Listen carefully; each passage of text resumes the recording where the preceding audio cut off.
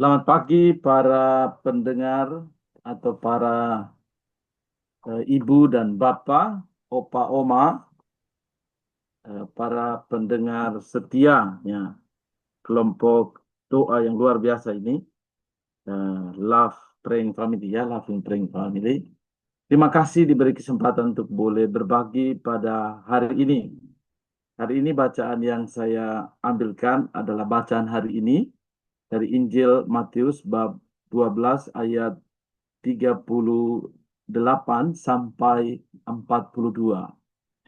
Saya akan pertama-tama membacakan bacaannya, sesudah itu baru kita eh, merenungkannya. Tuhan bersamamu Dan dan bersama bersama roh. rohmu. Injil suci menurut Matius. Dimuliakanlah Tuhan. Sekali peristiwa, beberapa ahli Taurat dan orang Farisi berkata kepada Yesus, "Guru, kami ingin melihat suatu tanda daripadamu."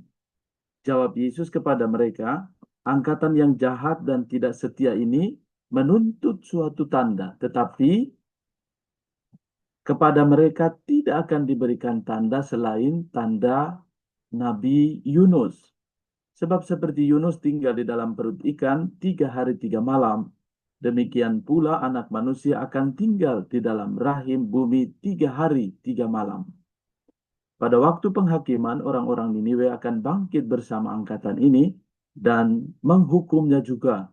Sebab orang-orang Niniwe bertobat setelah mendengar pemberitaan Yunus, dan sungguh yang ada di sini lebih daripada Yunus. Pada waktu penghakiman, Ratu dari Selatan akan bangkit bersama angkatan ini, dan ia akan menghukumnya juga. Sebab Ratu itu datang dari ujung bumi untuk mendengar hikmat Salomo. Dan sungguh yang ada di sini lebih daripada Salomo. Demikianlah Injil Tuhan. Terpujilah Kristus. Para pendengar setia atau juga Bapak Ibu Saudara sekalian,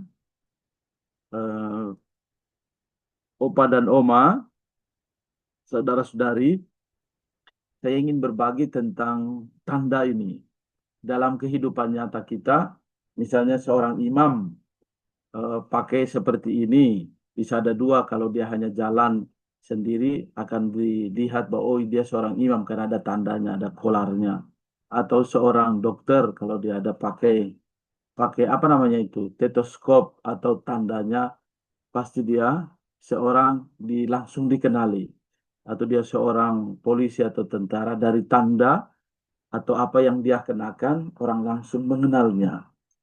Nah, kita juga di dalam perjalanan hidup kita, kita diajak untuk melihat dan menyadari bahwa seringkali dalam pengalaman hidup harian kita, kita mempertanyakan siapa Tuhan atau bahkan tanda apa yang kita kenali, sehingga mampu kita rasakan pengenalan kita akan Tuhan.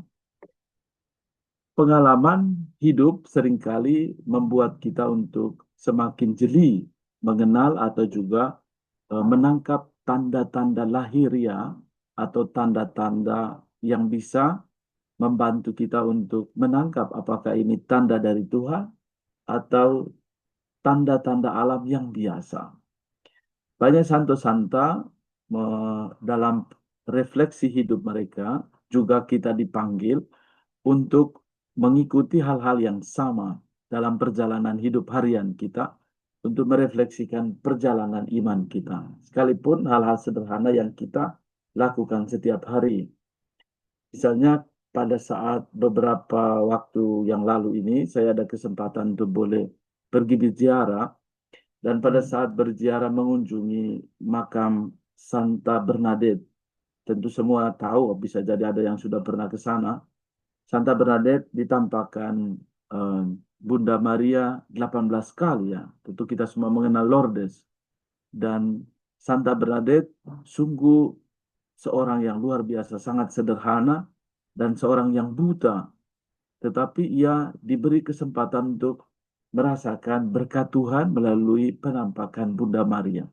Namun yang menariknya adalah dia digelari Santa bukan karena penampakan Bunda Maria, melainkan karena kesaksian hidupnya yang sederhana di dalam biara. Dan di biara itu dia mengerjakan hal-hal yang sederhana, melayani para suster, melayani hal-hal yang sederhana yang ia lakukan dengan penuh ketulusan hati. Dan tanda-tanda yang ia lakukan itu pun sungguh menjadi gambaran bagaimana ia mempersembahkan hidupnya. Kita boleh menyadari akan kebaikan Allah, bahwa Yesus tadi katakan tanda ini tidak diberikan.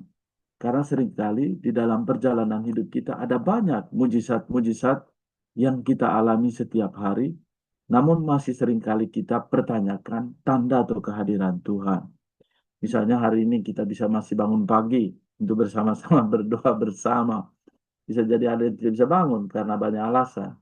Mungkin karena sakit, ya itu juga pernah saya alami ya. Kadang-kadang tidak bisa melakukan aktivitas dengan baik karena pengalaman-pengalaman sakit atau pengalaman-pengalaman lahir ya.